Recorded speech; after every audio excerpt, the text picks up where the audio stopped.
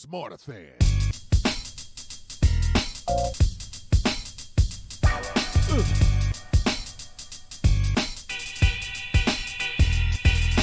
Smarterfan.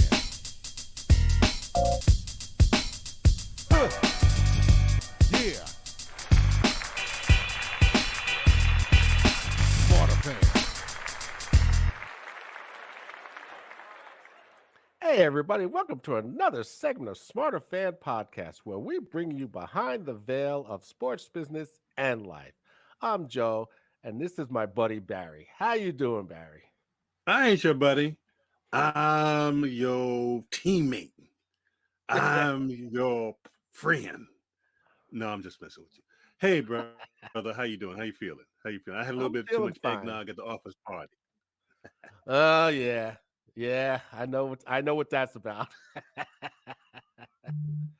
So, well, first of all, I want to apologize to everybody for last week's segment. We had some technical difficulties, and I just want to apologize for not being able to get that video up. So, sorry about that, but we're here tonight. So, I'm glad you brought that up. But actually, as I shared with our producer, is that hmm there was a fire in Brooklyn, and that fire hmm impacted the connection, and all the way up from Brooklyn all the way up to the Hudson line. So that impacted right, us. It yeah, impacted me, hmm and so yeah, so it wasn't intentional, but you know, we don't yeah. control the switching station. So we're here, we're back, we're ready to go, and we got lots to talk about. hmm And I want to talk about a historical Oh, figure, excuse me. Jack Johnson. Ken Burns did a documentary on him in 2005 called Unforgivable Blackness, which is, very interesting.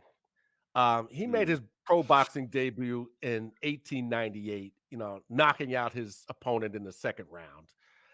Um, and by 1903, he had won at least 50 fights, both beating both white and black opponents. And that same year, he fought Denver Ed Martin in a 20-round match for the World Colored Heavyweight Championship. And he defended mm, that title 12 times, and then he mm, finally got a shot at Tommy Burns, the heavyweight champion, in 1908. In They mm, fought in Australia, and the fight mm. lasted 14 rounds, but it was so lopsided that the cops actually stopped the fight and declared Johnson the winner. So Wow. that's how the Great White Hope began. Okay. So in 1909, he fought an exhibition fight against Stanley Ketchel, who was the middleweight champion at the time. And Hmm. Ketchel thought it was a good idea to knock Johnson down. Well, Mm, that didn't sit well with him, and he quickly jumped up and knocked Ketchel out along with his front teeth. mm, So, so and then in 1910, uh, they were so desperate for a guy to fight to beat Johnson that they coaxed Jim Jeffries out of retirement, and he had mm, been on a 6-year hiatus. So uh, they fought in Reno, and the fight went 15 rounds, and he beat Jeffries so bad that his corner just threw in the towel, you know, mm. and that was that. But that victory also sparked a lot of race riots all over the country. And Yeah, I could imagine. um, if I remember the story correctly, in New Orleans, there was a young newsboy on the corner, selling newspapers, and people were saying, "Run for your life! Johnson just beat Jeffries. Your life's in danger." And that newsboy was Louis Armstrong. And Yeah. so, you know, Oh, wow. but his reign lasted until 1915, when he lost to Jess Willard in a 26 in the 26th round. Mhm. Now that fight was scheduled for 45 rounds. Now I want to know what kind of That's training these ridiculous. guys. Yeah, what kind of training were these guys doing that they had that kind of stamina? I mean, I have and no idea. What were they eating? What were they? What I don't know. They was on something else. That's now I can't he even he got phantom that. yeah, and Willard he knocked Johnson out in the 26th round, but Johnson he won every round and he started to get tired in the 20th round. Mm, And that's kind of how he went by the wayside. So, mm, but after that, he never fought for the championship again. hmm. But he still fought professionally until 1938 at the age of 60. Can you Really? imagine? Yeah. Well, So, I mean, based on his conditioning, yeah, yeah. It's just amazing. It's actually boggles the mind, you know. yeah. And in 1920, he opened the Club Deluxe. It was a black and tan club in Harlem, and Mm. then he sold it 3 years later to a gangster named Oni Madden, and he renamed it the Cotton Club. Oh, really? Oh yeah, oh Wow. yeah, Wow, yeah. that's some good history there. There's some good history there. Definitely, definitely. Wow. Now in 1913, he was convicted of transporting a woman over state lines for an immoral act. But he jumped bail and fled the country and lived in Yeah. exile in Europe for 7 years. And then he came back in Hmm. 1920 and turned himself in, and Hmm. he served a year in jail. Uh, Mm. you know, uh, but and then he died in a car accident in 1946 at the age of 68. His car hit a telegraph pole, you know, Mm. and so he's buried in Chicago next to his first wife, Etta Duryea. Mm. Now here's the interesting thing. Uh, in 1908, he was the first black heavyweight champion, and Hmm. exactly 100 years later, we had the first black president. So Oh, interesting wow. little tidbit. Yeah, yeah. There you go And again, Joe, with all the history. well, this is good stuff. I mean, now It in is. It is. 2018, Donald Trump pardoned him for his 1913 conviction. You know, and one of the persons who lobbied for that was Sylvester Stallone. And Sly. yeah, so he was pardoned, and his great great niece Linda Bell Haywood, she was present along with Stallone and many other boxing dignitaries. So Mm. yeah, this it's that was it's an amazing story. I mean, it's just an It is. amazing I story. mean, he lived in a time that was literally from horse and buggy to car Yeah, to plane. yeah, yeah. Like he You know, lived long enough to see those things happen. I mean, yeah, literally from an agrarian world to an industrial world. I mean, he lived right in the middle definitely. of it. And I mean, he lived right in the middle of it. he was one of Mm. 9 children, and his parents were former slaves. Wow. Uh, yeah, he was Wow. born in Galveston, Texas. Texas. So, Wow. so that's that's my little piece of history for this week. Now, see how he shows off Smarterfan family? He says a little piece. He doesn't give him a whole documentary. Couldn't go documentary. Little piece. Oh, So what's on your great stuff, mind? though. Oh yeah. Oh, Joe, I'm so on fire right now. I'm so on fire. We have to have a little talk. Mm-hmm. A little talk, Joe, because people have been attacking me, Joe, on three levels. What Really? is going on with Coach Prime and the portal? And that's one thing. I had to explain to a number of people the portal, college football as we know it, is over. This is the Mm. new era of college football. Mm-hmm. Person said, "What do you mean?" I said, "Just like you have free agencies in the pros, this is free agency in the college ranks. And it's Mm-hmm. going to be good, it's going to be bad, and it's going to be ugly. The good of it is that a lot more athletes, as they should, will get paid. The bad Mm-hmm. about it is that all the athletes who should be paid and be given 3 years of academic eligibility after they play won't probably happen until 5 years from now, which is a Mm. shame. The Mm. ugly Yeah. about it is that there's going to be a lot of casualties of war. And the person says, well, what do you mean by that? Well, as someone who knows people, coaches who've coached kids from elementary school, had kids signed to colleges by the time they were in high school, Mm-hmm. um, and parents really not knowing, and I don't say this in a negative way.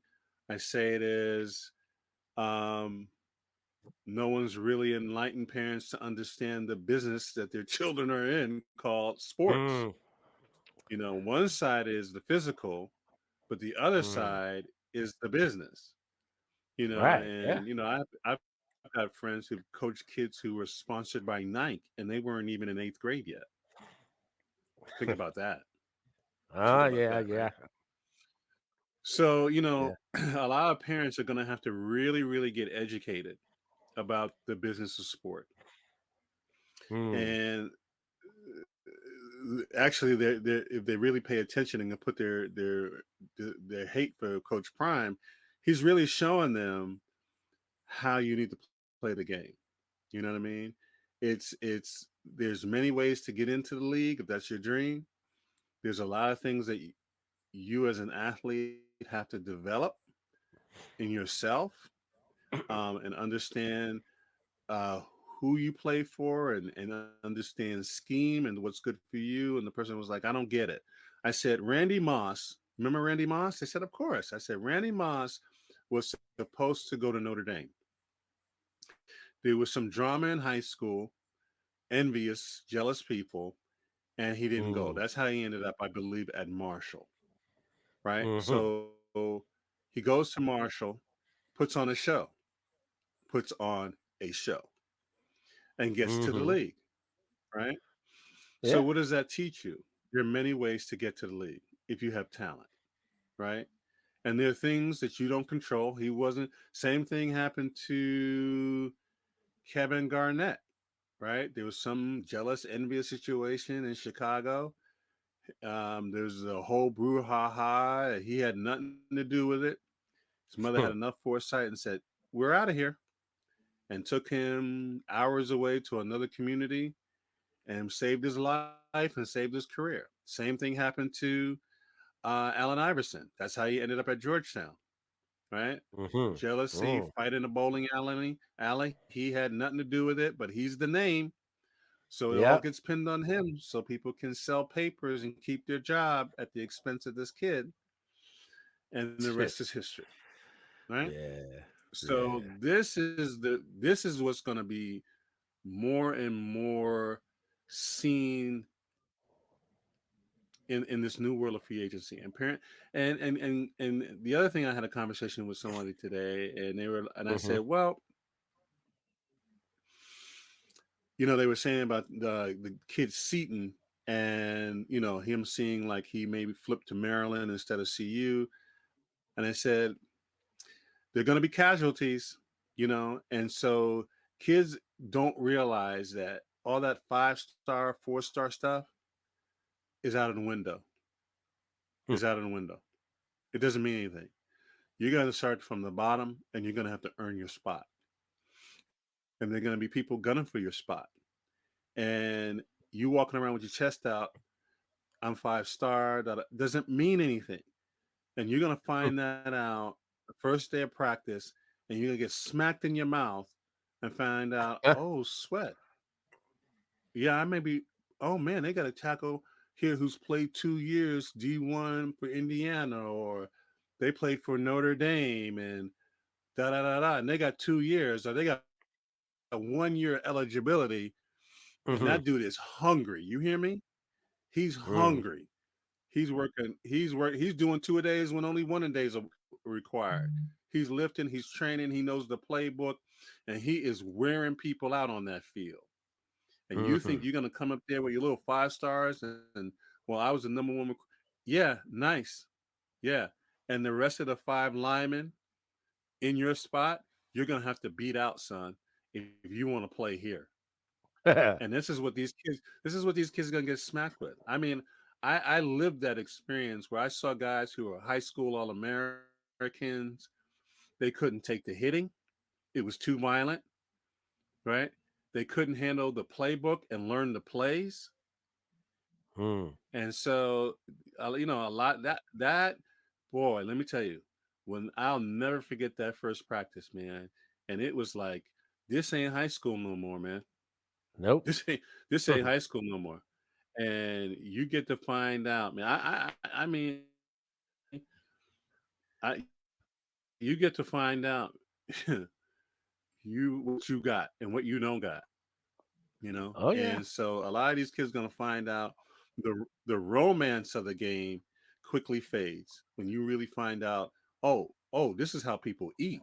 Yeah, this is how people pay mortgages and car notes and tuition, and yeah, it's different, bruh. It's different. You know what I mean? And What so did they're Clint gonna Eastwood used to learn say? in this new world of free agency, fast and furious, my friend. What Clint Eastwood always used to say, "A man's got to know his limitations." Yeah. And you know what And else? so, Coach Prime did.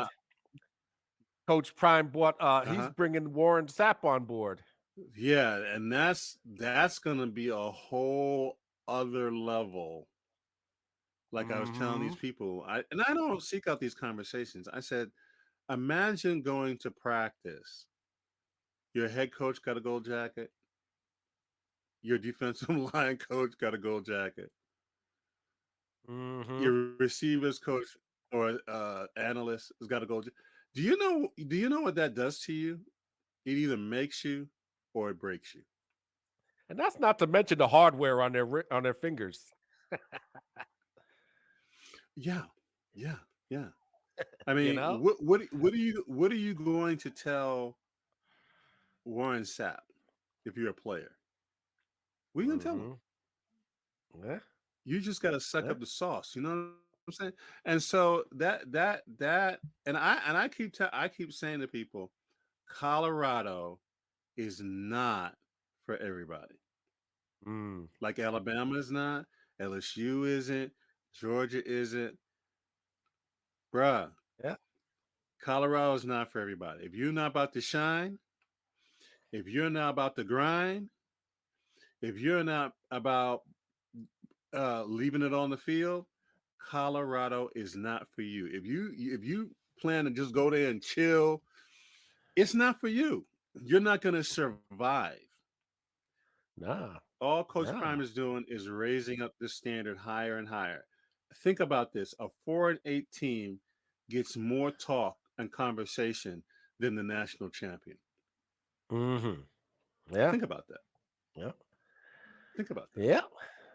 You know, Yeah. Well. someone wrote a very sly comment about Colorado State's wife saying something sideways about Shador. And I just Hmm. kindly responded, that's interesting that she would say something sideways in light of the fact most of the country didn't even know Colorado State existed. Yeah. Colorado Yeah. State probably pulled down a couple million from that game. It improved their recruiting. It put them on the map. Hmm. You know, Yes, that it did. it paid her groceries for the rest of the year, her mortgage, tuition, her haircuts, her family vacation, all that was paid for by the Buffs game. And this is the Mm. problem that I have, that these grown adults don't realize the way you're living is built on these 18, 19, 20, 21 year olds and grad assistants. Mm. They're affording the lifestyle. That's why every player should be paid. And they paid on a stipend. Most of it should be held until they graduate or or exhaust their eligibility, right? Mm. And be given 3 years of academic eligibility to come back and get their degrees, because you never know Yeah. how it's going to work out on the next level, because it's a Yeah, that's different for sure. game. And it's a different game, and Coach Prime is trying to let them know, this is the reality. You Mm. prepare for the reality, Mhm. prepare for it, because every year someone's coming for your job. Every year it's more things to deal with that you control and much more you don't control. Hmm. Yeah. So yeah, yeah, yeah. And as I had to share with somebody, well, the NIL is not a bag. The NIL is a tip. And they said, well, how could you say that? Kids are making 5 million. I said, some are, but you can't. That's not a career. You're not going to make that over an extended period of time. You Mhm. only got 4 years technically of eligibility. You're more than likely not going to get sponsored like that for all 4 years. You'll probably have a breakout year, get a deal. If you don't leave, you may get another one, but it's not a salary. It's not $20 million a year. And the person was like, Not by a long shot. oh, they're like, oh, wow, I didn't realize that. And I said, yeah, a lot of these kids don't realize that. Like, you really Mhm. need to, like Coach Prime said, be focused on getting to the league and getting to where the real money is at over a Mm. 5 year, 10 year, hopefully, period of time. That can change your family's life. 5 million? Taxman got to get his. That's 2.5. Who are you going to Yeah. set free on 2.5 million? And that's one Nope. year. So what are you going to do? Mm. And so there's going Yeah. to be some, because these kids don't understand. No one's explaining it to them, and then they're losing their focus. What I mean? So now you got a bag, you want to shine, you want to floss, and not realizing, well, I thought, I was going to get, you didn't have a great year, right? So all that attention goes away, and you got to figure out how to get yourself hopefully right on the depth chart. But you may have lost your spot because you lost Yeah. your focus. And now the dude that's in there is balling out. Hmm. And all of a sudden, who are you? You were a 5-star what? 2 years ago? Yeah. Really? You weren't skipping Shannon? Skipping really? Is that you? Oh, you went to Maryland? Oh, really? And I'm sitting there going, I just hope somebody gets to that Seaton kid, because he looks like a good kid and helps him understand, because you got people talking to you that don't know what they're talking about. And they're really Mm. thinking about themselves, and they're not thinking about you. There's no way that kid, in my humble opinion, needs to go back home from DTCC and play at Maryland. When was the last time Maryland? And I have a coach, one of my personal coaches who coached me in college, Mm. who coached at University of Maryland. And I'll just put it this way: can you name any player in the NFL over the last 5 years from the University of Maryland? You got to go all the way I back to rest my Boomer. case. I rest. I rest my case. Yeah. So why would you go there? Yeah. They're not Yeah. in the national conversation. They're not. So you're going to disappear, as opposed to Mm. be, as I keep saying, if I was an offensive defensive lineman, I'm going to Boulder if it's my dream to play in the NFL, and I'm Mhm. going to ball out. Know why? Every GM, every team, every position coach is going to be scouting. So literally, I'll be scouted at such a high level that if I ball out, oh, I sign my ticket. I sign my ticket. Because Yeah. we start Yeah. winning, what do you think is going to happen? Shador gets time and we get a run game. What do you think is going to happen? People going, you went to Colorado? You was part of that team? Yes, sir. Yeah. Yeah. Let's talk to your agent, son. Let's talk to your agent. You see what I'm saying? Yeah. As Yeah. opposed to going to Maryland, ain't nobody there. Ain't nobody Yeah. there significant enough. And I got nothing against Maryland, but in comparison, you can't compare. There's apples and oranges. Does that make sense? Yeah. So listen, Yeah. all I can say is welcome to the new world of college football. It's big business, always been big business, and folks better get educated real quick if they're going to survive. Because I predict right here that the NCAA, as we know it, stick a fork in it. It's done. It's a wrap. They won't exist. All right. They won't exist. All So that's right. all I got for you tonight, buddy. Smarterfan podcast coming at you. Excited. We got new stuff coming, new promos, Q&A, live guests. So stay tuned. Smarterfan podcast coming at you. Be well and All see you right. next week. And have a nice evening. Smarterfan.